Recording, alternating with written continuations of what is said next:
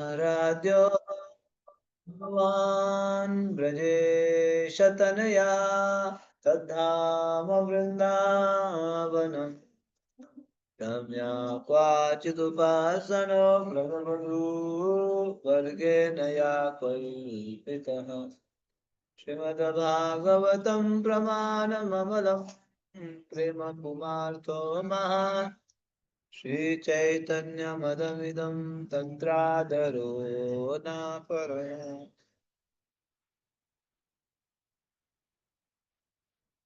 हरे कृष्ण। तो आप सभी वैष्णव भक्तों का हार्दिक स्वागत है इस हमारे ब्रजमंडल परिक्रमा अंतिम दिवस पे।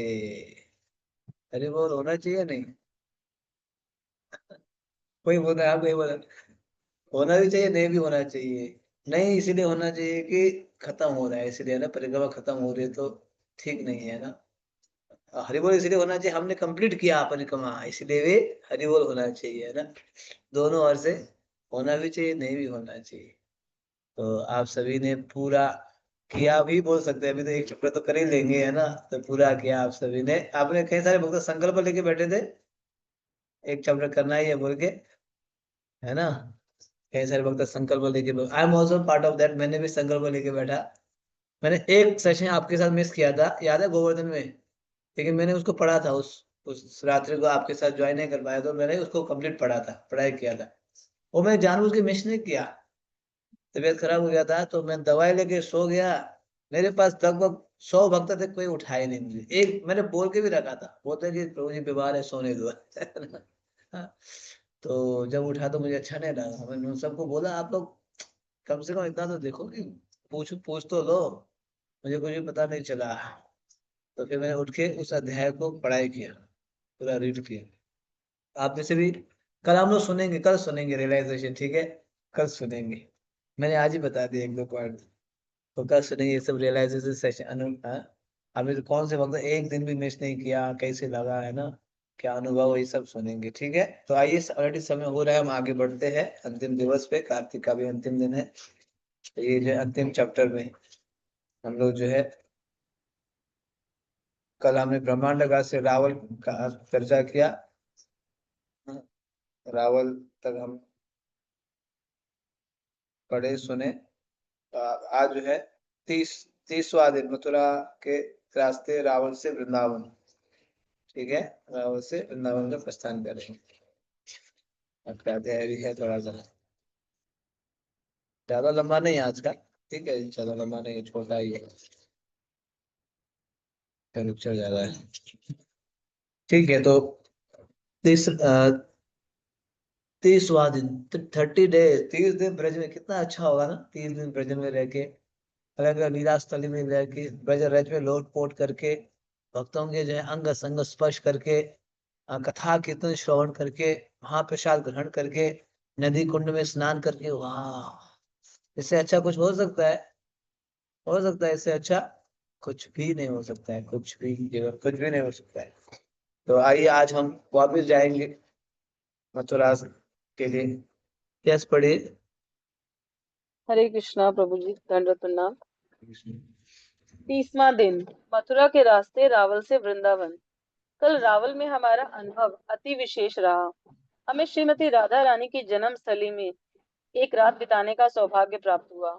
हमने यहाँ के प्रत्येक पहलू, जैसे कथा, प्रसाद, दर्शन, सायंकालीन कार्यक्रम तथा वातावरण आदि में श्रीमती राधा रानी की कृपा का प्रत्यक्ष अनुभव किया।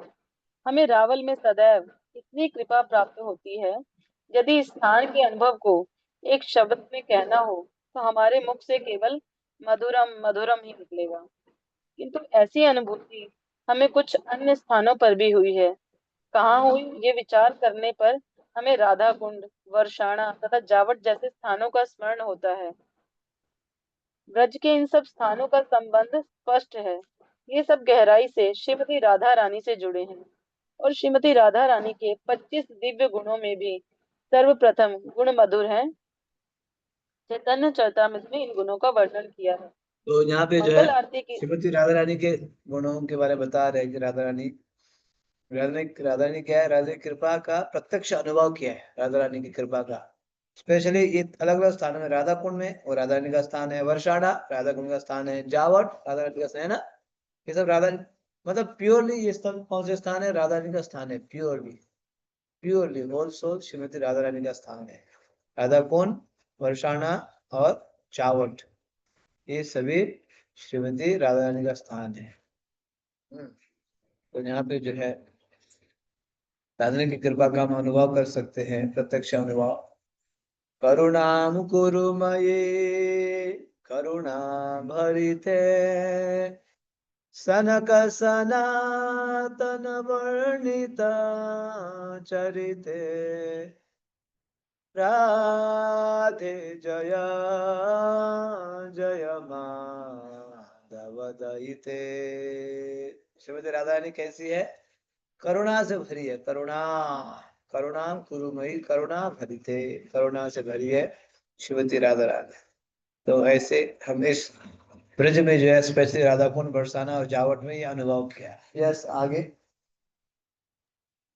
मंगल आरती के लिए प्रमुख पंडाल में एकत्र होते समय हमारे मन में कल की कथा अभी तक ताजी है। गर्ग संहिता में गोलोक में हुई उस एक लीला का वर्णन किया गया है जो इस पृथ्वी पर श्रीमती राधा रानी के प्राकट्य का कारण बनी। एक दिन कृष्ण एकांत कुंज में विरजा नामक अपनी प्रेयसी के संग में आनंद ले रहे थे। श्रीमती राधा रानी को इसका समाचार मिला। वह अत्यंत खिन्न एवं क्रोधित हो उठी और दौड़कर अपनी सखी के साथ उस स्थान पर पहुंची। श्री दामा उस कुंज के प्रवेश द्वार पर पहरा दे रहे थे। श्री दामा और गोपियों के बीच झगड़ा होने लगा। श्री दामा को कठोर वचनों से झिड़कते हुए गोपियों ने कुंज के भीतर जाने की मांग की, परंतु श्री दामा डटे रहे। गोपियां भी भीतर प्रवेश करने के लिए कटिबद्ध थी और वह श्री दामा को छड़ियों से पीटने लगी। शोरगुल सुनकर श्री कृष्ण वहां से अदृश्य हो गए और विरजा ने एक नदी का रूप ले लिया। ये विशाल नदी इसी प्रकार गोलोक के चारों ओर बहती है, जिस प्रकार सागर किसी द्वीप के चारों ओर समाया रहता है। जब श्रीमती राधा रानी ने कुंज में प्रवेश करके देखा कि भगवान वहां नहीं है, तो वह भी अपने कुंज में लौट आई। तब भगवान श्री कृष्ण ने विरजा को पुनः सुंदर युवती रूप प्रदान किया और नदी के तट पर वन में आनंद लेने लगे।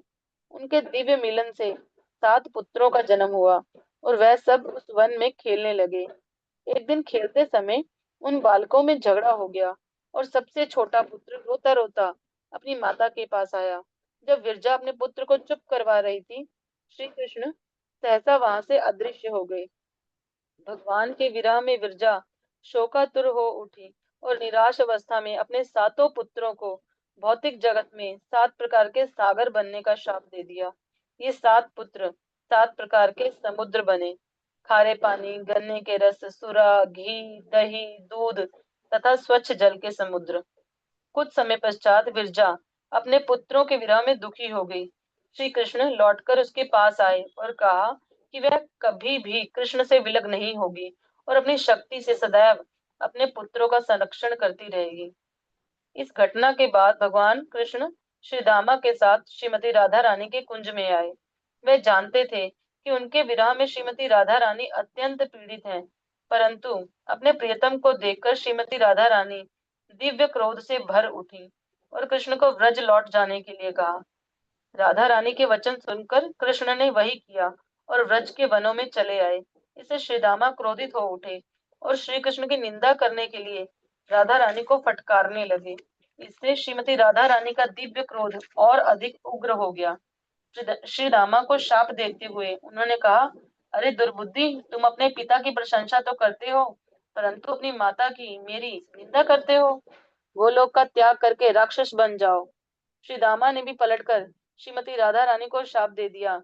हे सुंदरी, यद्यपि श्री कृष्ण तुम्हारे प्रति इतने दयालु थे, तथापि तुमने क्रोध और उनसे द्वेष किया, इसलिए तुम धरती पर जाओगी और श्री कृष्ण से 100 वर्ष का विरह भोगोगी। इसमें कोई संदेह नहीं है। श्री दामा श्रीमती राधा रानी के बड़े भाई हैं और इसलिए इन दिव्य भाई बहनों के बीच ये कलह भगवान की व्यवस्था थी, जिससे वह भविष्य में अपनी लीलाओं के लिए एक मंच तैयार कर सके। एक दूसरे को शाप देने के बाद श्री दामा और श्रीमती राधा रानी चिंतित और दुखी हो गए, परंतु श्री कृष्ण ने वहां प्रकट होकर दोनों को सांत्वना दी। भगवान ने कहा कि वे अपने नित्य परिकरों के वचनों को झुठला नहीं सकते। इसलिए वराह कल्प में वह श्रीमती राधा रानी के साथ पृथ्वी पर जाएंगे और उस दौरान 100 वर्षों के विरह के पश्चात श्रीमती राधा रानी का श्री कृष्ण से पुनर्मिलन होगा। हम शास्त्रों से जानते हैं कि जिस दिन अक्रूर श्री कृष्ण को मथुरा से ले गए, उस दिन से ये राधा कृष्ण विरह सागर में डूब गए। और हम ये भी जानते हैं कि 100 वर्ष पश्चात मथुरा के द्वार पर दंत वक्र का वध करने के बाद श्री कृष्ण वृंदावन लौटे और श्रीमती राधा रानी से उनका पुनर्मिलन हुआ। जहां तक श्री दामा का प्रश्न है, अपने अंश विस्तार द्वारा वह शंखचूड़ असुर बना। श्री कृष्ण के हाथों शंखचूड़ वध के पश्चात वह अंश पुनः श्री दामा के मूल स्वरूप में प्रविष्ट हो गया। परिक्रमा के 7वें दिन गोवर्धन परिक्रमा करते हुए हम श्याम वन से गुजरे थे, जहाँ श्री कृष्ण के हाथों शंखचूड़ का वध हुआ था। इस प्रकार इन शापों के कारण श्री दामा शंखचूड़ बनकर प्रकट हुआ और भगवान की परम आह्लादनी शक्ति श्रीमती राधा रानी रावल में प्रकट हुई। और यही श्री दामा रावल में श्रीमती राधा रानी के भाई के रूप में भी प्रकट हुए और अनंग मंजरी उनकी बहन बनी। ठीक है, एक मिनट। तो ये रावण की कथा है कि किस प्रकार से एक दिन श्रीमती राधा रानी प्रतीक्षा कर रही थी कि कृष्ण आए तो नहीं, लेकिन क्या कर रही थी, विरजा विरजा सखी के साथ जाके हाँ, अपनी लीलाएं कर रहे थे। जब ये श्रीमती राधा रानी को पता चला, गोपियों को पता चला, तो वो सब चले गए ये कृष्ण के पास। कृष्ण ऐसे क्यों कर रहे हैं, यहाँ राधा रानी प्रतीक्षा कर रही है, उधर जो विरजा गोपी के साथ अपनी लीलाएं कर रहे हैं। जब सभी चले गए तो उन्होंने, भगवान श्री कृष्ण ने गेट में, गेट कीपर, द्वारपाल के रूप में किसको रख दिया था, श्री दामा। तो श्रीमती राधा रानी का भाई है स्वयं। तो श्री दामा तो द्वार में थे, किसी को अंदर जाने नहीं दे रहे थे। नहीं, मैं जाने नहीं दूंगा, भगवान अंदर लीला कर रहे हैं। गोपियां वो नहीं जाने दो, उन्होंने जाने नहीं देंगे। तो इस प्रकार से आगे पीछे धक्का मुक्की हुई। फिर गोपियां जो इनको, मतलब ये आध्यात्मिक दृष्टि से मारने लगी, पीटने लगी, है ना, ये सब चल रहा था। तब तक भगवान वहां से अदृश्य हो गए। और ये विरजा क्या बन गई, नदी बन गई, नदी नदी, है ना, नदी बन गई। भगवान भी अदृश्य हो गए, ये लीला हुई थी। हम्म। तो बाद में फिर भगवान श्री कृष्ण श्रीमती राधा रानी के पास जाते हैं, है ना, मनाने का प्रयास करते हैं। ये सब चल रहा था, तब तक फिर श्रीदामा वहां पे आते हैं। फिर राधा रानी को फिर बोलते, भगवान तुम्हें मनाने का प्रयास करे, बात क्यों नहीं सुनते हो, ये सब बोल रहे हैं। तो श्री राधा जी क्रोधित होती है। तुम जो है सिर्फ अपने पिता के लिए सोचते हो, माता के लिए नहीं सोचते हो, है ना। तुम जो है जाओ तुम मृत्यु लोक में जाके असुर बन जाओ। शाप दे देती है, शाप। तो फिर श्रीदामा क्या बन जाता है, शंखचूड़। शंखचूड़ नामक असुर, गोवर्धन में इनका वध हुआ था। गोवर्धन में भगवान ने वध किया था, शंखचूड़ बन जाता है, बन जाते हैं श्रीदामा। फिर श्रीदामा भी अपने बहन, क्योंकि राधा रानी उनकी बहन है, बहन को शाप देते हैं, तुम भी मृत्यु लोक में जाके जन्म लेना है तुम्हें, और भगवान के साथ 100 वर्ष तक बेरहा में रहोगी, 100 वर्ष तक। इसलिए भगवान द्वारिका चले गए थे ना, 100 वर्ष तो बेरहा में थी ना, 100 years बेरहा में हो गई थी।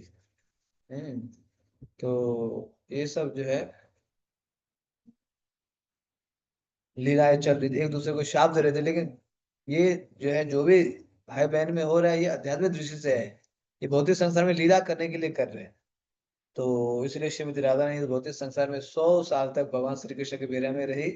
और श्रीदामा जब शंखाचूड़ बने, शंखचूड़, उनका वध किसने किया, भगवान ने आगे किया, मणि निकाल के गोपियों को दिया था। ये लीला जो है, और श्रीमती राधा रानी के प्राकट्य का लीला, एक लीला है किस प्रकार से राधा रानी इस भौतिक संसार में आई। और भी लीला सुनेंगे, ठीक है। यस, आगे पढ़िए। तुलसी आरती के बाद परिक्रमा व्यवस्थापक ने स्मरण दिलाया कि आज तुलसी शालिग्राम विवाह है। साथ ही आज श्री निम्बारकाचार्य का आविर्भाव दिवस, भीष्म पंचक, कार्तिक तथा चातुर्मास का अंतिम दिन भी है। अपना सामान बांधकर रावल रावल से निकलते समय हम सब सामान्य से अधिक शांत हैं। भक्त अत्यंत मननशील एवं प्रार्थना के भाव में दिख रहे हैं। यहाँ बिताया गया एक एक क्षण बहुमूल्य है। अनेक भक्तों को न केवल रावल से अपितु व्रजधाम से दूर जाना होगा। अपने हृदय की गहराइयों से श्रीमती राधा रानी को पुकारते हुए हम उनकी दिव्य महिमाओं के स्मरण में लीन हो गए। उनका अचिंत्य उदार स्वभाव ही हमारी एकमात्र आशा है। हमारी उत्कट प्रार्थना सुनकर श्रीमती राधा रानी कभी न कभी हमें अपने प्रेम एवं भक्ति से कृतार्थ करेंगी। तो आप सुन रहे हो, तो यहाँ पे जो है अ, अब आज आज अंतिम दिन है, बहुत विशेष दिन है, कार्तिक का अंतिम दिन है ना, वही मना रहे हैं यहाँ पे। तुलसी शालिग्राम विवाह भी है, और निम्बार्चार्य का भी क्या है, आविर्भाव दिवस है, कार्तिक चातुर्मास का अंतिम दिन, ये सब। और धीरे धीरे जब भक्त लोग बोले हम केवल रावण से बाहर नहीं जा रहे, हम पूरे ब्रज से बाहर जाना पड़ेगा हम लोगों को, है ना, हमारी परिक्रमा हो गई है, कोई गुजरात से आए हैं, तो कोई बंगाल से आए हैं, तो कोई हाँ मध्य प्रदेश से, तो कोई यूपी से है ही, इस प्रकार से अलग अलग स्थानों से भक्त लोग थे। अब उनको जाना पड़ेगा, अपने कोई विदेश से भी आए हैं, देखो एक महीना ब्रज में रह के परिक्रमा के, तो दुखी नहीं होंगे? 2 दिन भी कोई साथ में रहता है, छूटना है तो दुखी होते हैं ना। एक महीना इतने कीर्तन कथा दर्शन साथ में किए, तो दुखी हो रहे थे भक्त लोग, है ना। तो अनेक भक्तों ने क्या किया, हम्म, एक दूसरे को आलिंगन कर रहे थे, बातें कर रहे थे, और हमारी उत्कंठ प्रार्थना सुनकर श्रीमती राधा ने हमें क्या करेगी, कभी ना कभी हमें अपने प्रेम एवं भक्ति से कृतार्थ करेगी, हमें श्रीमती राधा रानी जरूर सुनेगी, दोबारा बुलाएगी, कृपा करेगी, इसको अपेक्षा करते हुए भक्त लोग अब धीरे धीरे रावण से आगे बढ़ रहे, दुखी होके। यस। कल की कथा में हमने श्रीमती राधा रानी के प्रति वृषभानु महाराज एवं कीर्तिदा देवी के स्नेह के विषय में सुना। एक दृष्टि से वे दोनों राधा रानी के शाश्वत माता पिता हैं, इसलिए ये कहना उचित नहीं होगा कि वे राधा रानी के माता पिता बने, परंतु गर्ग संहिता में कहा गया है कि पूर्व जन्म में वृषभानु एवं कीर्तिदा पति पत्नी थे। उनका नाम था सुचंद्र एवं कलावती। ब्रह्मा जी को प्रसन्न करने के लिए उन्होंने गोमती नदी के तट पर 12 वर्ष कठोर तप किया। उनकी तपस्या से प्रसन्न होकर ब्रह्मा जी उनके सम्मुख प्रकट हुए और मनचाहा वरदान मांगने को कहा। एक ही स्थान पर दीर्घ काल तक खड़े रहने के कारण सुचंद्र के शरीर पर चींटियों ने घर बना लिया था। चींटियों की बाम्बी से बाहर निकलकर उन्होंने हाथ जोड़कर नम्रता पूर्वक मुक्ति का वरदान मांगा। ब्रह्मा जी ने तथास्तु कहा। कलावती ने कहा, पति पत्नी का स्वामी होता है। पति द्वारा मुक्ति प्राप्त करने के बाद मेरा क्या होगा? यदि ये मुक्त हो गए तो मैं अपने प्राण त्याग दूंगी, परंतु इससे पहले मैं आपको शाप दूंगी। ब्रह्मा जी भयभीत हो गए और कहा, पार्वती भविष्य की चिंता ना करें। उन्होंने दोनों पति पत्नी को आशीर्वाद दिया कि वे दीर्घ काल तक स्वर्ग लोकों में सुख भोग करेंगे और तत्पश्चात पृथ्वी पर जन्म लेंगे। वहां उनके घर श्रीमती राधा रानी का जन्म होगा और अपने जीवन की समाप्ति पर वे दोनों भगवान के परम धाम लौट जाएंगे। इस प्रकार द्वापर युग के अंत में सुचंद्र ने वृषभानु महाराज तथा कलावती ने कीर्तिदा देवी के रूप में जन्म लिया। जहाँ तक रावल में श्रीमती राधा रानी के जन्म का प्रश्न है, विभिन्न कल्पों में हुई विभिन्न लीलाओं के आधार पर इसके अनेक विवरण प्राप्त होते हैं।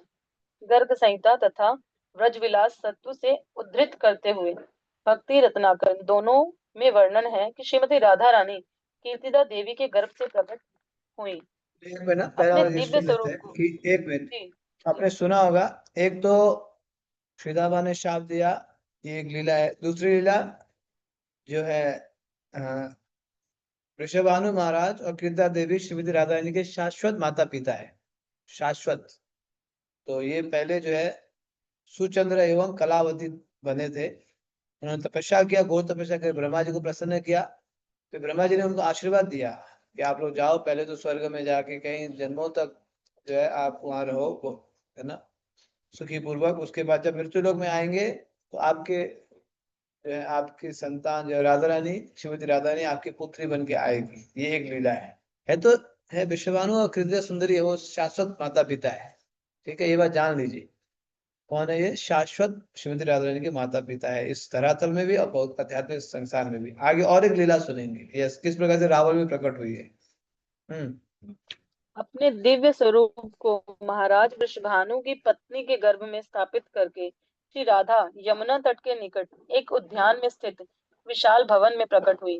भाद्रपद अगस्त से सितंबर शुक्ल पक्ष अष्टमी सोमवार के दिन अप्रहाय समय जब आकाश बादलों से घिरा था, श्री राधा के आविर्भाव का महोत्सव मनाने के लिए देवतागण नंदन कानन में खिले पुष्पों की वर्षा करने लगे। श्रीमती राधा रानी के अवतार को जानकर नदियां शुद्ध एवं स्वच्छ बन गई। चारों दिशाएं आनंदित एवं शुभ हो गई और मंद शीतल समीर कमल पुष्पों का पराग लेकर बहने लगा। इतना ही नहीं, श्रीला रूप गोस्वामी अपनी पुस्तक श्री ललित माधव में वर्णन करते हैं, श्रीमती राधा रानी और उनकी चचेरी बहन चंद्रावली क्रमशः वृषभानु एवं चंद्रभानु की पत्नियों के गर्भ से प्रकट हुई। चंद्रावली महाराज वृषभानु के छोटे भाइयों में से एक चंद्रभानु की पुत्री हैं, परंतु यद्यपि श्रीमती राधा रानी और चंद्रावली अपनी नित्य माताओं के गर्भ से प्रकट हुई, तथापि उन्होंने स्वयं को तुरंत प्रकट नहीं किया, अपितु योग माया की व्यवस्था अनुसार उन्होंने स्वयं को अपनी नित्य माताओं के गर्भ से विंध्या पर्वत की पत्नी के गर्भ में स्थानांतरित किया और कुछ समय पश्चात ब्रजभूमि लौट कर आई। श्रीमती राधा रानी के जन्म से संबंधित इस विवरण में रुचि रखने वाले पाठक श्रीला रूप गोस्वामी द्वारा रचित श्री ललित माधव पढ़ सकते हैं। प्रभु जी एक और कथा है। तो ये श्रीमती राधा रानी और चंद्रावली दोनों बहन है। श्रीमती राधा रानी विश्वभानु महाराज जी की पुत्री है और चंद्रावली उनके भाई, है ना। चंद्रभानु, विश्वभानु और चंद्रभानु दो भाई। ये वृषभानु की पुत्री राधा रानी और चंद्रावली चंद्रभानु की। लेकिन दोनों में बहुत कंपटीशन चलता था, कृष्ण को कौन प्राप्त करेगा बोल के एक दूसरे में खींचातानी बहुत चलता था। इवन भक्त भी जो है दो दो पार्टी के है, कोई जो है राधा रानी के पक्ष के है तो कोई चंद्रावली के पक्ष के है, भक्त में अलग अलग है। तो ये सब लीला हाँ रावल में हो गए, रावल रावल धाम। ठीक है। अभी किस प्रकार से श्रीमती राधा रानी रावण में प्रकट हुई है ये लीला भी सुनाएगी। यस। इसके अतिरिक्त श्रीमती राधा रानी की प्राकट्य की एक अन्य प्रचलित कथा है। एक दिन वृषभानु महाराज यमुना में खड़े होकर भगवान ध्यान कर रहे कि सहसा 1000 पंखुड़ियों वाला एक कमल पुष्प यमुना में बहता हुआ आया और उनके शरीर से आ लगा। जब महाराज वृषभानु ने आंखें खोली तो वह दृश्य देखकर स्तब्ध रह गए। तब स्वर्ण की कांति लिए एक अत्यंत सुंदर कन्या उस कमल पुष्प के मध्य लेटी थी। उसकी मधुर मुस्कान तथा कोमल अंगों की धीमी हलचल ने महाराज वृषभानु के हृदय को मुग्ध कर दिया। वे तब्द वहीं खड़े रहे, इतने भाव विभोर हो गए कि उन्हें उस कन्या के अतिरिक्त अन्य कुछ दिखाई नहीं दे रहा था। उसी समय उन्होंने एक आकाशवाणी सुनी, हे राजन, ये कन्या तुम्हारी पुत्री है। ये तुम्हारी तपस्याओं का फल तथा तुम्हारी प्रार्थनाओं का उत्तर है। कमल पुष्प को हाथों में उठाकर स्वीकार करो और इस कन्या को अपने साथ घर ले जाओ। वृषभानु प्रखर स्वर्ण कांति से युक्त उस कन्या के कोटि कोटि चंद्रमाओं के समान शीतलता प्रदान करने वाले मुख को निहारने लगे। उनके नेत्रों से अश्रुधारा बहने लगी और वह उसके प्रति प्रेम में अभिभूत हो गए। वृषभानु ने सावधानी पूर्वक श्री राधिका को अपनी भुजाओं में उठाया और अपने भवन में ले जाकर अपनी पत्नी की गोद में रख दिया। उस कन्या को देखकर कीर्तिदा सुंदरी के हृदय में प्रेम आनंद की जो बाढ़ उठी होगी, हम भला उसे क्या समझ पाएंगे। सुंदरी राधिका को अपनी बाहों में उठाकर वह कितना हंसी और रोई होंगी। कन्या के सौंदर्य को देखकर उसके माता पिता अपने भावावेश को नहीं रोक पाए और बारंबार उसके चंद्र सदृश मुख को देखने लगे। बड़ी गोपियां मंगलाचरण गा लगी और पूरा जगत जय जय की मंगल ध्वनि से भर उठा। कहा जाता है कि संसार में प्रकट होने पर श्रीमती राधा रानी की आंखें बंद ही थी। ठीक, एक मिनट ना, भानु और इतना चर्चा कीर्तिदा कर लेते। इतनी अरे वो सुंदर। अरे वो एक मिनट सर, अलग लीला है। तो ये तीसरी लीला है, तीसरी चौथी लीला है श्रीमती राधा रानी के रावल में प्राकट्य का। तो जैसे तो आपको बताया कि वृषभानु महाराज और कीर्तिदा सुंदरी उनके शाश्वत माता पिता है ना। तो रावल में ये, हाँ रावल में थे। तो रावल में भी यमुना जी बहती है रावल के पीछे। तो रोज नित्य रूप से स्नान करने के लिए जाते थे। तो उस दिन भी स्नान करने के लिए गए। ये कौन सा दिन था? अष्टमी। अष्टमी, भद्रा भद्रापद, अगस्त सितंबर में आता है। शुक्ल पक्ष अष्टमी सोमवार के दिन जब स्नान कर रहे थे यमुना में, तो उनके अरे बहुत चमचमाता हुआ कुछ बहता हुआ आ रहा था। तो जैसे जैसे पास में आए तो उनको दिखाया देखो कमल का फूल है, कमल के फूल के ऊपर कुछ चमक रहा है, चमक धमक है। तो उनको समझ नहीं पा रहे थे क्या है ना। तो जब पास में आया तो कुछ छोटी सी लाली है, उनको समझ में आया क्या है। तो तब तक उनको आकाशवाणी सुनाई दी कि हे महाराज विश्वभानु महाराज, ये आप ही के कन्या है ना, इनको आप घर ले जाइए। वैसे तो उनके पास संतान भी नहीं था बहुत सालों से। तो फिर उन्होंने उस कन्या को बहुत ही चमचमाता हुआ है ना, सोने की कांति वाली कन्या को घर ले गए और उन्होंने कृतिका देवी को दी। कृतिका देवी बहुत बहुत प्रसन्न हुई, और इतनी सुंदरी थी श्रीमती राधा रानी है ना, बहुत ही सुंदर छोटी सी लाली सी प्यारी नारी श्रीमती राधा रानी को जो है घर ले गए और कृतिका सुंदरी को दी। लेकिन क्या हुआ, सब कुछ तो ठीक था, लेकिन वो लाली आंख नहीं खोल रही थी। आंख नहीं खोल रही थी, बताओ सब कुछ ठीक था, आंख नहीं, तो फिर कैसे होगा। तो सुन लीजिए ये लीला। कहा जाता है कि संसार में प्रकट होने पर श्रीमती राधा रानी की आंखें बंद ही थी। वृषभानु और कीर्तिदा इतनी सुंदर कन्या को पाकर अत्यंत आनंदित थे, परंतु उसे नेत्रहीन समझकर वे शोक से भर गए। धीरे धीरे चारों ओर ये समाचार फैल गया कि वृषभानु एवं कीर्तिदा के एक कन्या प्रकट हुई है। जिसने सुना वह इस अद्भुत कन्या को देखने आने लगा। नंद महाराज और यशोदा माता नन्हे कृष्ण के साथ रावल आए। वृषभानु और कीर्तिदा ने उचित रीति से उनका स्वागत सत्कार किया। कृष्ण जानते थे कि उनकी नित्य संगनी यहाँ प्रकट हुई है, इसलिए जब यशोदा और कीर्तिदा बातें कर रही थी, वे घुटनों के बल चलते हुए उस कक्ष में पहुंचे जहाँ पालने में राधा रानी लेटी थी। कृष्ण ने अपने दो हाथों से पालने को पकड़ा और स्वयं को पैरों के बल खड़ा करके भीतर देखने लगे। श्री राधिका भी अपने नित्य प्रियतम की उपस्थिति को जान गई और अपने सुंदर कमल नेत्र खोलकर कृष्ण को देखने लगी। उनकी दृष्टि पाते ही कृष्ण का हृदय द्रवित हुआ और वह भी एकटक उनके कमल मुख को निहारने लगे। जैसे ही सबको पता चला कि चमत्कारी रूप से श्रीमती राधा रानी ने नेत्र ज्योति प्राप्त कर ली है, सब लोग दौड़कर वहां पहुंचे। वृषभानु एवं कीर्तिदा के हृदय में जो कुछ खेद था वह उसी प्रकार नष्ट हो गया जिस प्रकार सूर्य के उगते ही अंधकार नष्ट हो जाता है। ब्रजवासियों का आनंद सीमाएं पार कर गया। दिव्य युगल मूर्ति के पुनर्मिलन की जय हो। श्याम सुंदर की जीवन प्राण स्वर्णिम कांति से युक्त श्रीमती राधा रानी की जय हो। प्रभु जी लीला खत्म हो गई। तो ये लीला आपने सुना ना। लेके तो आए घर पे, कृता सुंदरी को दिए, लेकिन कृता सुंदरी आई मीन श्रीमती राधा रानी जो छोटी सी लाली बहुत सुंदरी, बहुत तब तक कांचन गौरांगी राधे वृंदावनेश्वरी ऐसे, लेकिन वो आंख नहीं खोल रही थी। तो क्या हुआ पता नहीं चल रहा था, दिन बीत गया। तो एक दिन गोकुल से नंद यशोदा, ये तो मित्र थे, विश्वभानु महाराज के मित्र थे, चलो मिलते हैं विश्वभानु महाराज, हमने सुना है कि उनके यहाँ लाली हुई है, हमारा कान्हा उनकी जो है लाली, लाला और लाली, ये भी हुआ, जाके मिलते हैं। तो नंद यशोदा अपने लाला को लेके आ पहुंचे कहाँ, रावल। अब बहुत दिन बाद गांव के लोग अपने जो है बहुत निकट को मिलते हैं तो बात करने लगते हैं ना। हाँ जी बताइए जी क्या है कैसे हैं। तो माता जी के साथ बैठ गई, प्रभु पिताजी के साथ बैठ गए, बालक को भूल ही गए। अब बालक को छोड़ दिए कृष्ण को, है ना, वो क्या चल रहा है आपके घर में, कैसे हैं, खेत में क्या क्या उगा रहे हो अभी, है ना, अभी किसका सीजन है ये सब तो चलता ही है ना। तो बातें कर रहे थे, है ना। और बालक को भूल गए, तब तक कृष्ण जो है रेंगते हुए कहाँ चले गए, जहाँ राधा नहीं सोते उस पलंग में चले गए।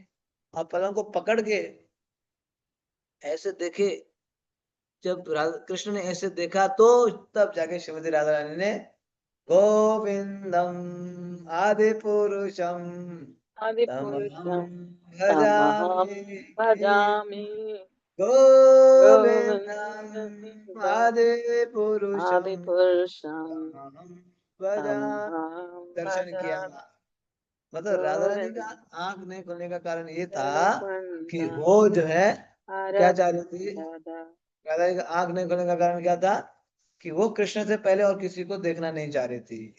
अगर मुझे देखना भी है तो सबसे पहले कृष्ण को देखना है। भक्तों ऐसे संकल्प रखो, हम लोग भी सुबह उठते ही सबसे पहले देखना है तो भगवान को देखे।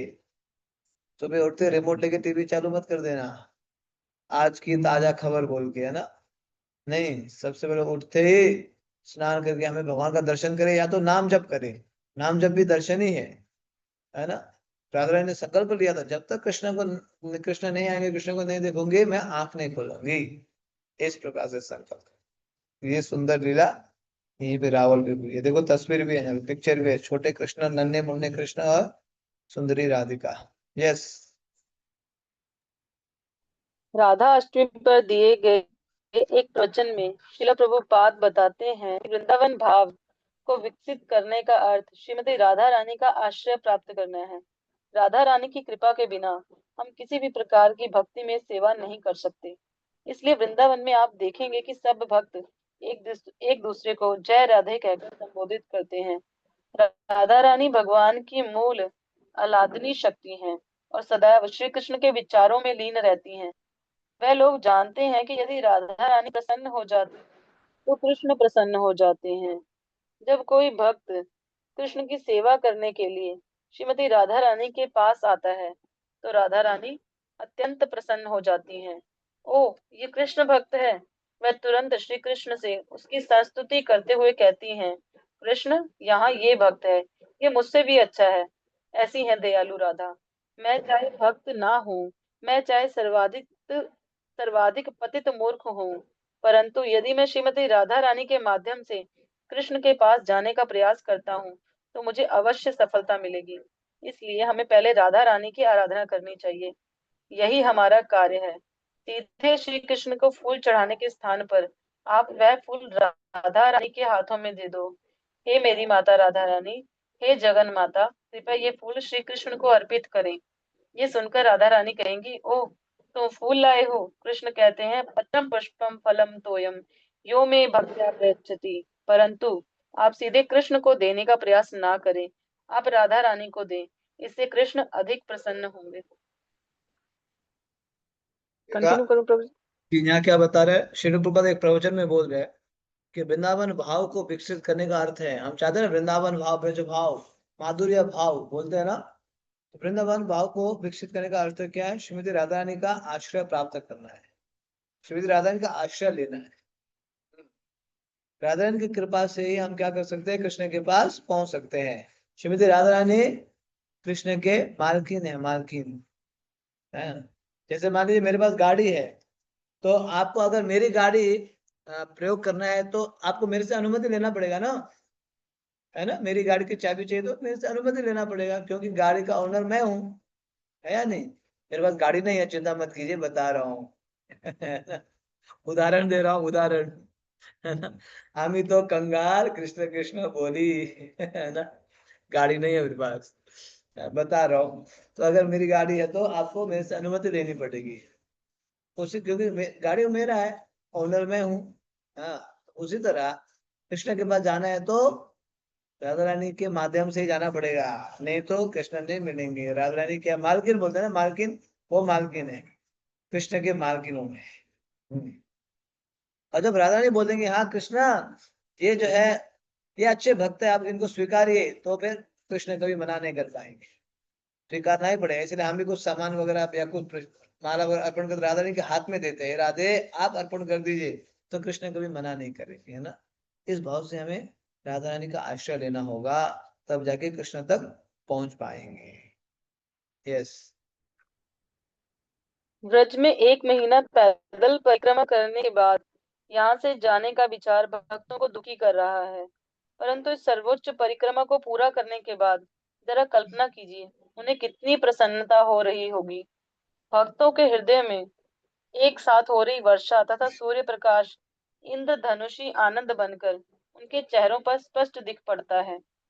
भोर हुई और श्री श्री निताई गौर सुंदर अपनी चलती फिरती वेदी पर विराजमान होकर इस यात्रा के अंतिम दिवस चलने के लिए तैयार हो गए। जब श्री चैतन्य महाप्रभु रावल आए थे, उन्होंने यहाँ कुछ समय बिताया था। भक्ति रत्नाकर में कहा गया है, रावल को देखकर वह दिव्य प्रेम में भाव विभोर हो गए। अन्यों का तो कहना ही क्या, यहाँ तक कि अनंत शेष भी पर्याप्त रूप से उनके दिव्य प्रेम की भावनाओं का वर्णन नहीं कर सकते। चारों दिशाओं से लोग दौड़कर वहां आने लगे और हरिनाम करते हुए कहने लगे, हे बंधु, इस सन्यासी शिरोमणि को देखो। महाप्रभु के चंद्र सदृश मुख के सौंदर्य का पान करके सब लोग उन्मत्त हो गए।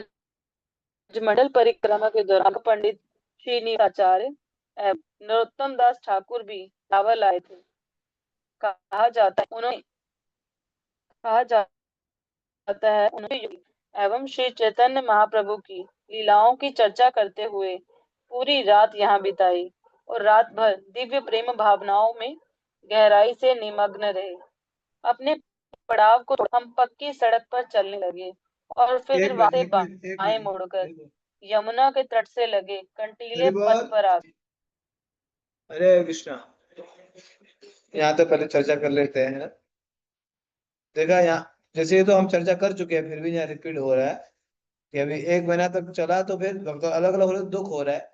दुख भी है, सुख क्या है, परिक्रमा कंप्लीट हो गई, ये आनंद है। दुख इसीलिए कि भक्त 1 महीना रहने का अलग अलग होना बहुत दुख हो जाता है ना, मुश्किल होता है। 1 महीना आप साथ में रहे, साथ में सोए, साथ में खाए, साथ में बैग लेना, साथ में जो तीर्थ स्थान करना, साथ में 1 महीना कोई कम होता है क्या?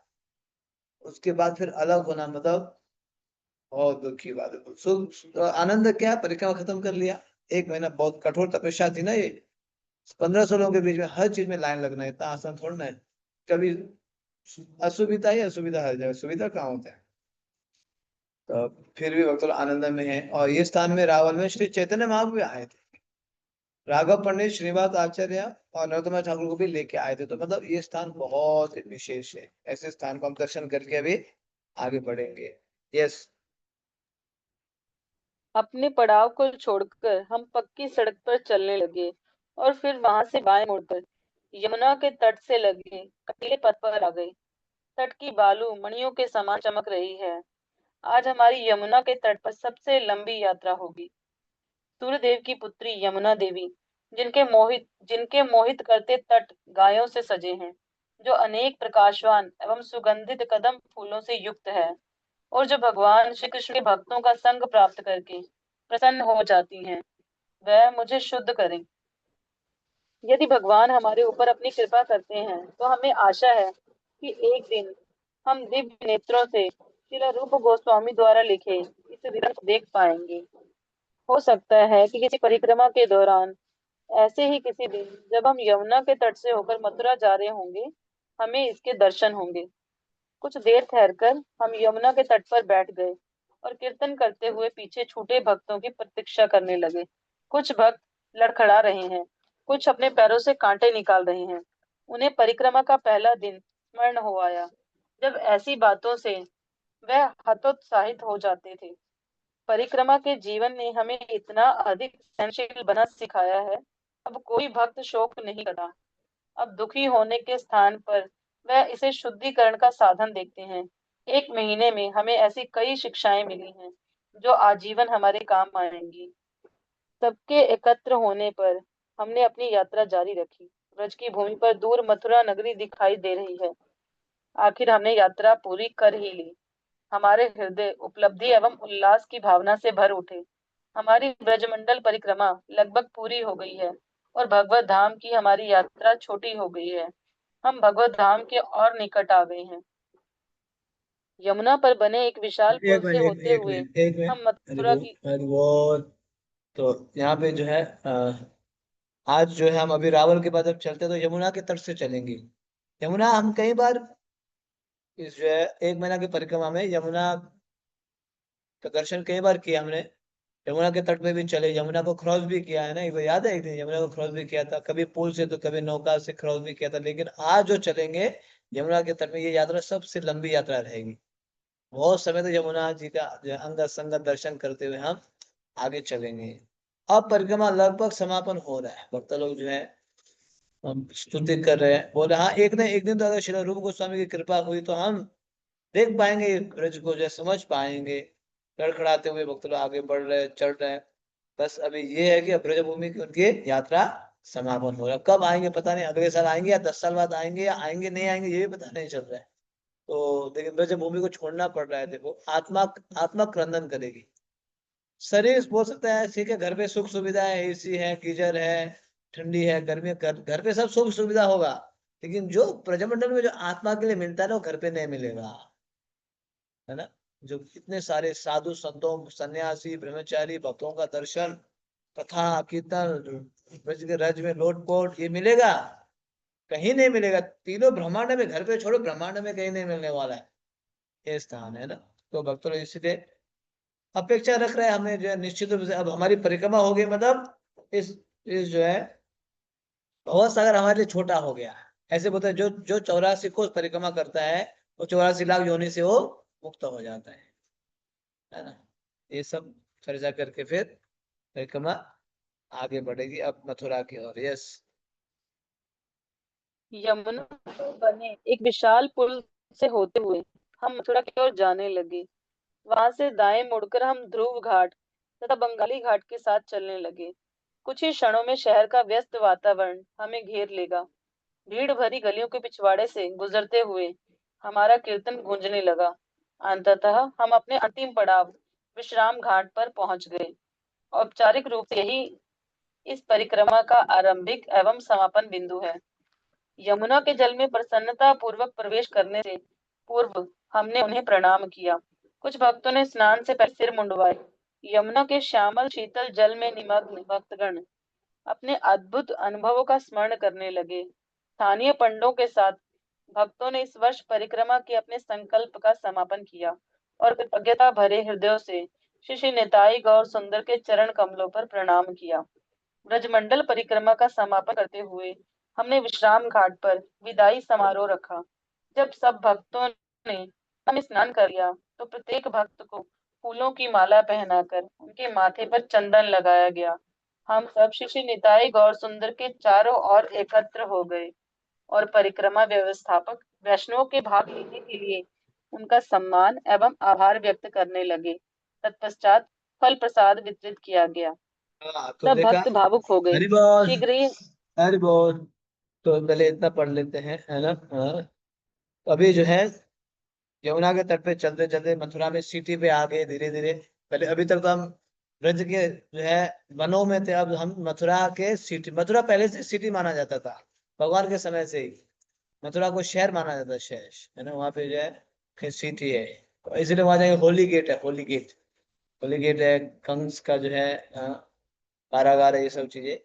तो वहां पे भक्त लोग पहुंच गए विश्राम घाट में। फिर कई सारे प्रभु लोग क्या कर लगे, मुंडन कर दिए, मुंडन पूरा 1 महीना बाद। कोई तो 1 महीना तो हेड शेविंग नहीं करते हैं, तो आज के दिन आके पूरा मुंडन मुंडन कर दिया। फिर स्वच्छ वस्त्र स्नान करके एक दूसरे को फिर मिलने लगे। और फिर विदाई समूह, विदाई जो है समारोह, फेयरवेल पार्टी बोलता है, फेयरवेल पार्टी।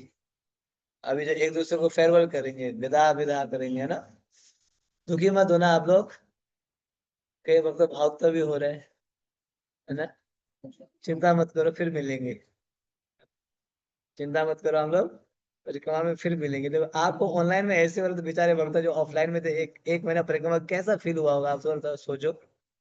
अगर आपको ऑनलाइन में ऐसे फील हो रहा है कि अभी हमें जाना पड़ रहा है, तो जो ऑफलाइन में थे उनको कैसा हुआ होगा, आप थोड़ा सा आप महसूस करो, है ना। एक दूसरे को क्या कर रहे हैं, हाँ, विदाई समारोह कर रहे हैं, हाँ? तिलक तिलक लगा दिया, चंदन यहाँ पे माला पहना रहे हैं, एक दूसरे को आलिंगन कर रहे हैं, गाढ़ आलिंगन। देखा, भक्त लोग मिल रहे हैं यहाँ, कोई देश से कोई विदेश से। We will see you again, हम फिर मिलेंगे, हाँ फिर मिलेंगे। अगर परिक्रमा में नहीं, हम आपके क्षेत्र में आ जाएंगे, हम वहां आके मिलेंगे। हाँ प्लीज आप याद करना मुझे, नंबर देना, हम एक दूसरे से मिलेंगे, कृष्ण कथा फिर करेंगे, फिर करेंगे, हाँ प्लीज प्लीज। इस प्रकार से भक्त लोग आदान प्रदान कर रहे हैं ना। अब जो है आज कोई वृंदावन में पहुंचते ही कौन कहाँ पहुंचेगा पता नहीं चलेगा, कौन कौन से गेस्ट हाउस में, किससे रूम में। आप तो 1500 भक्त एक साथ एक टेंट में रहते थे, अब जो है पूरा, है ना, तितर बितर हो जाएंगे, इधर उधर हो जाएंगे। तो भक्त लोग यहाँ पे फेयरवेल पार्टी कर रहे हैं, फेयरवेल पार्टी। परिमंडल परिक्रमा की जय। आगे बढ़िए। सब भक्त भावुक हो गए। शीघ्र ही हम श्री श्री निताई गौर सुंदर ब्रज धाम तथा परस्पर एक दूसरे से विलग हो जाएंगे। अश्रुपूरित नेत्रों से कुछ भक्त भगवान को निहारने लगे और कुछ एक दूसरे का आलिंगन करने लगे। ना चाहते हुए हम बसों में चढ़े और कृष्ण बलराम मंदिर की ओर जाने लगे। पिछले 3 दिनों में हमने बिना किसी वाहन के कच्ची पक्की सड़कों पर पैदल यात्रा की और ब्रज की धूल में नंगे पैर चले। इसलिए आज बसों में बैठकर हमें कुछ अजीब सा लग रहा है। वृंदावन पहुंचकर हम उच्च स्वर में कीर्तन करते हुए कृष्ण बलराम मंदिर के आंगन में प्रविष्ट हुए। हमने शिला प्रभुपाद समाधि मंदिर में उनके चरण कमलों पर प्रणाम किया और फिर कीर्तन करते करते मंदिर कक्ष में पहुंच गए। वहां हमने श्री श्री गौर निताई, श्री श्री कृष्ण बलराम तथा श्री श्री राधा श्याम सुंदर के दर्शन एवं उन्हें प्रणाम किया। कुछ क्षणों के लिए हम ब्रज से अपने भावी प्रस्थान के शोक को भूल गए और विग्रहों के सम्मुख भाव भरे कीर्तन एवं नृत्य में निमग्न हो गए। वहां से हम इस्कॉन गौशाला आए, जहां भव्य स्वादिष्ट प्रसाद हम सबकी प्रतीक्षा कर रहा है। आज हाँ, तो अब अंतिम जो है, बार परिक्रमा भक्त। अब हरी बोल, अब हमारी परिक्रमा आप सुन रहे हो। तो वहाँ विश्राम घाट में जब मिल रहे तो सब भावुक तो हो गए। अब नहीं चाहते हुए फिर एक दूसरे को विदा करते हुए बस में बैठे, क्योंकि मथुरा से अब पैदल नहीं आएंगे, बस में आएंगे। बस में बैठे, फिर मथुरा से फिर कहाँ आएंगे, बस में बैठ के कृष्ण बलराम मंदिर आएंगे, है ना। नहीं चाहते हुए ये सब भक्त लोग कर रहे हैं ना। रहना तो चाहते हैं, लेकिन क्या करें, अभी जो है छोड़ना पड़ रहा है। फिर वहां कृष्ण बलराम मंदिर पहुंचेंगे, निताई गौर सुंदर को लेके मंदिर में प्रभुपाद जी की परिक्रमा दर्शन करेंगे, कृष्ण बलराम गोविंद राधे श्याम के दर्शन करके अब जो है हम लोग जाएंगे गौशाला में, जहाँ प्रसाद होगा, ब्रेकफास्ट, आज का ब्रेकफास्ट वहां पे होगा। फिर सभी भक्तों को गौशाला में भी स्वागत किया गया है। श्री श्री कृष्ण बलराम की जय। आगे। आज अंतिम बार परिक्रमा भक्त एक साथ प्रसाद लेंगे। मायापुर के राधा धुतीदास एवं उनके दल ने अपनी ख्याति के अनुरूप ही कार्य किया।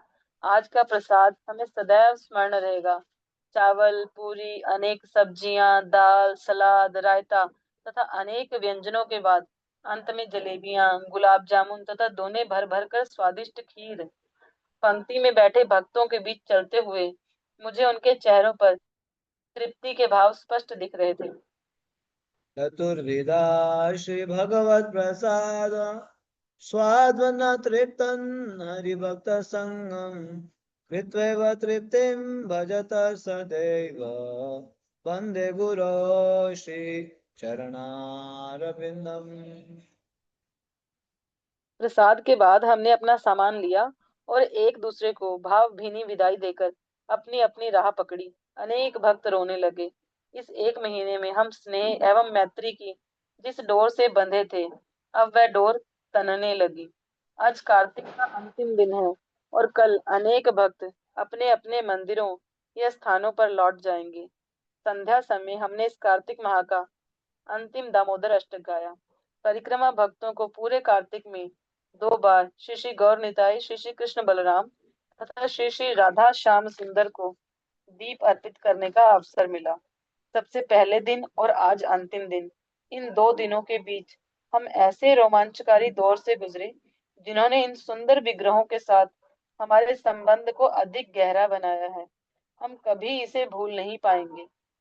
यही कामना है कि अपने अपने प्रचार क्षेत्रों में शिला प्रभुपाद को प्रसन्न करते हुए हम ब्रज भाव अर्थात कृष्ण भावना में रहे। श्री चैतन्य महाप्रभु के आंदोलन का प्रचार करते हुए हम सदैव श्री कृष्ण की सर्वाकर्षक भूमि का निरंतर स्मरण कर सके और हमें बारंबार ब्रजमंडल परिक्रमा करने का अवसर प्राप्त हो सके। श्री श्री निताई गौर सुंदर की जय, शिला प्रभुपाद की जय, श्री व्रजमंडल परिक्रमा की जय, परिक्रमा भक्त वृंद की जय। हरे कृष्ण। हरे कृष्णा, हरे कृष्णा, कृष्ण कृष्णा, हरे हरे, हरे राम,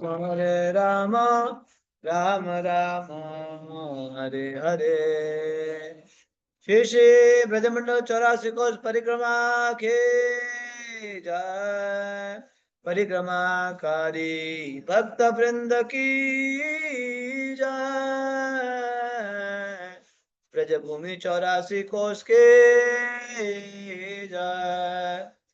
शिल प्रभुपाद की जय। इस पुस्तक के लेखक परम पूज्य लोकनाथ स्वामी महाराज की जय। समवेद गौर भक्त वृंद की जय। ऑनलाइन परिक्रमा वाले भक्त वृंद की जय। निताई गौर प्रेमानंदे। हरि हरि बोल। आनंद आया परिक्रमा में?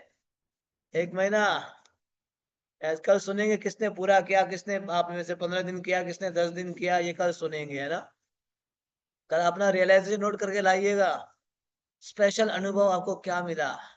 इस ऑनलाइन परिक्रमा में, ठीक है। कल हम लोग ऑनलाइन जरूर सेशन करेंगे। कल का सेशन केवल पूरा, हाँ, कल 7:30 से 8:30 तक रहेगा। कल से सब टाइम चेंज हो जाएगा, ठीक है, क्योंकि हम 1 घंटा ही करते हैं। फिर परसों से हम ये पुस्तक पढ़ने वाले हैं। आपके ग्रुप में शेयर हुआ ये? पता नहीं ग्रुप में ये पोस्टर शेयर हुआ, कुछ पोस्टर नहीं ना? ओके, ठीक है, शायद हो जाएगा। तो ये पुस्तक ले लीजिएगा, नहीं मिला तो। श्री कृष्ण स्वरूप चिंतन बहुत ही सुंदर पुस्तक है। लेकिन हम कल से 1 आवर ही पढ़ेंगे, ध्यान रख लेना। 8:30, 7:30 से 8:30 शार्प। मैं कभी का लेट हो गया तो अलग बात है, फिर भी हम 8:30 ही कंप्लीट करते हैं। वैसे तो अधिकतर लेट नहीं होता हूँ, लेकिन आज का थोड़ा सा कार्तिक की वजह से बिजी हो गया। आज आपके साथ का ये चौथा प्रोग्राम है मैंने किया।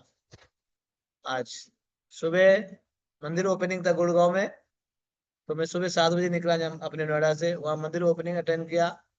फिर हमारा 1 बजे दिल्ली में एक प्रोग्राम था माता जी के घर पे, वो अटेंड किया। वो 4-5 बज गया, 5 बजे खत्म हुआ। 5 बजे तो खत्म हुआ। फिर वहां से तीसरा प्रोग्राम, हाँ, फिर ग्रेटर नोएडा में एक भक्त का शादी, शादी में पहुंच गए। तीसरा, वो शादी में मुझे बहुत रोक रहे थे, लेकिन मैंने शॉर्टकट में निपटाया। फिर वहां से तुरंत मैं फिर नोएडा लौट के आया। ये चौथा है। तो इस प्रकार से, हाँ, मैनेज हो रहा है। हाँ, ये ना तेना इधर उधर भगवान सेवा में बना के रखेंगे तो अच्छा है। ऐसे ही आप सभी आशीर्वाद देंगे तो भगवान सेवा में रखेंगे, भक्तों के आशीर्वाद से। ठीक है, तो मैं भक्तों का धन्यवाद देता हूँ। कल हम करेंगे रियलाइजेशन सेशन जरूर। कर लाल एक जिंदगी, हाँ, दधी बख्श प्रभु जी कृष्ण, दधी बख्श कृष्ण प्रभु जी, जो से बोलिए, बोलिए, बोलिए। हाँ, सॉरी सॉरी, माता जी है क्या? अनम्यूट करो, अनम्यूट अनम्यूट अनम्यूट करो। अनम्यूट नहीं हो रहा है, देखो। या फिर कल कल शेयर करेंगे या कैसे करेंगे? 1 मिनट। हरे कृष्णा। हाँ जी, हाँ जी, हरे कृष्ण, बोलिए। प्रभु जी 2022 में जिसकी दीक्षा हुई थी ना, महाराज उसको बुक दिए हैं, देखिए अगर रख दी होगी तो ख्याल नहीं होगा, ये हाँ बुक हाँ, सबके यस, पास है। बहुत अच्छा, माता जी ने सही बोला। जिनके जिनके पास जो दीक्षा के समय ये पुस्तक मिली होगी, तो ये भी चेक कर लीजिए, और जिनके पास नहीं है वो ले लीजिए, ठीक है। ये कल तो रियलाइजेशन होगा, अनुभव शेयर करेंगे, परसों से करेंगे, 7 तारीख से। हरे कृष्णा। वांछा कल्पतरुभ्यश्च कृपा सिन्धुभ्येव च पतितानां पावनेभ्यो वैष्णवेभ्यो नमो नमः। आप सभी का बहुत बहुत धन्यवाद, आपने इतना 1 महीने आवाज तक नहीं समय आ दिया। दीदी? तो कल से भी पुनः आपका स्वागत है, आवाज ही जरूर नहीं आइएगा। हम लोग फिर मिलेंगे। हरे कृष्णा। श्रील प्रभुपाद की आ।